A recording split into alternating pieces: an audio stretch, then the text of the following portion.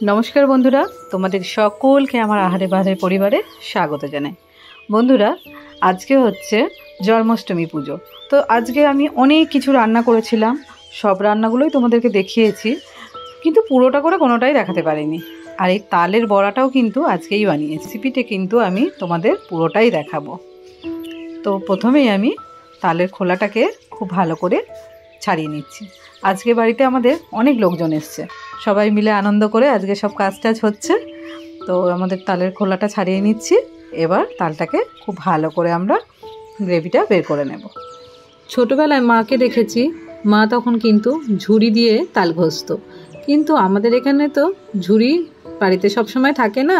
আর ঠাকুরের জন্য যখন বানাচ্ছি নতুন ঝুড়িও কিন্তু লাগবে।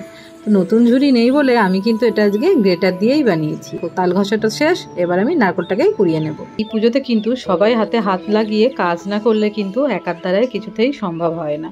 তো এই কাজগুলো কিন্তু আমরা সবাই মিলে করি, একার দ্বারায় করলে কিন্তু আর পুজো হয়ে উঠবে না। তোমরা যারা পুজো করো তারা কিন্তু নিশ্চয়ই জানো গোপাল পুজোয় কত কাজ থাকে।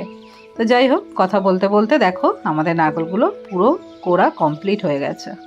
তো এই সবগুলো নারকেল কিন্তু আমি তালের বড়াতেই দেবো না, নারকেলগুলো দিয়ে আমি কিন্তু নাড়ু বানাবো। এখানে আমি দুধ আর চিনি দিয়ে কিন্তু হাফ মতো নারকেল কোড়া দিয়ে নাড়ুটাও বানিয়ে নিয়েছি। তো চলো এবার তালের বড়াটা দেখে নিই কী করে বানাচ্ছি। অল্প পরিমাণ করে করে আমি তুলে নিচ্ছি, যতটুকু লাগবে ততটুকু আমি একটা বড় বাটির মধ্যে নিয়ে নিচ্ছি। এবার এর মধ্যে একে একে আমি দিয়ে দিচ্ছি অল্প একটুখানি নুন, দিয়ে দিলাম সুজি। সুজি কিন্তু অনেকে দেয়, অনেকে কিন্তু দেয় না, তোমরা নিজেদের ইচ্ছে মতো দিতে পারো। এবার দিয়ে দিচ্ছি চিনি। এই চিনির পরিবর্তে অনেকে কিন্তু আবার গুঁড়ো ব্যবহার করে, কিন্তু আমি আজকে এটা চিনি দিয়েই বানাচ্ছি। চিনিটা দিয়ে একটু ভালো করে নাড়াচাড়া করে নিচ্ছি। তারপরে আমি দিয়ে দিচ্ছি ময়দা। এখানে কিন্তু আমি 2 বাটি মতো ময়দা দিয়েছি।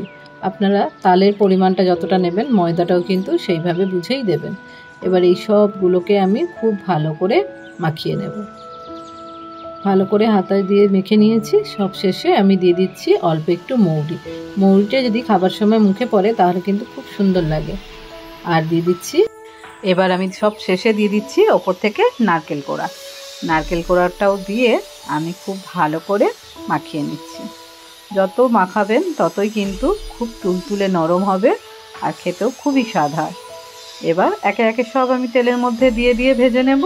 তো চলো দেখো, প্রথমে আমি কড়ার মধ্যে তেলটা দিয়ে দিলাম। তেল দিয়ে তেলটাকে খুব ভালো করে গরম করে নিচ্ছি। তবে আজকে কিন্তু আমি সাদা তেল ব্যবহার করেছি, আপনারা চাইলে সর্ষের তেলও ব্যবহার করতে পারেন।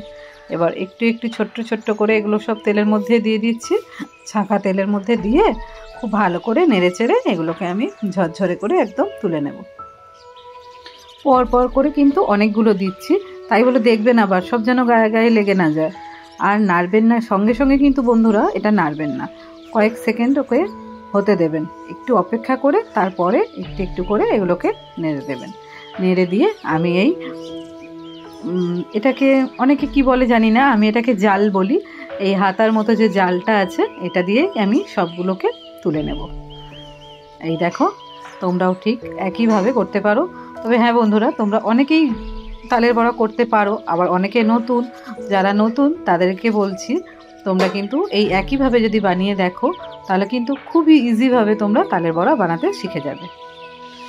তো বন্ধুরা, তোমাদের জন্য আমি তো কত ভিডিও দিই, কিন্তু তোমরাও আমাকে কমেন্ট করে জানাও আর কি কি ভিডিও দেখতে চাও, আর কোন ভিডিওগুলো তোমার ভালো লাগে, আর আমার ভিডিও দেখে তোমাদের কেমন মনে হয় সেই সবই কিন্তু কমেন্টে জানিও। তোমাদের কমেন্টে জানালে আমার কিন্তু ভীষণ ভালো লাগে আরও নতুন নতুন রান্না দেওয়া। তো সবাই ভালো থেকো, সুস্থ দেখো, আবার দেখা হবে পরের ভিডিও।